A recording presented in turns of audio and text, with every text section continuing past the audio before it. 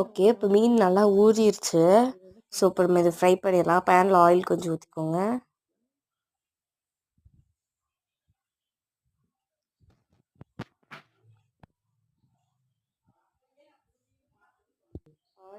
இப்போ ஒரு ஃபிஷ் எடுத்து பேனில் போட்டுக்கலாம். இப்போது நல்லா ஃப்ரை பண்ணி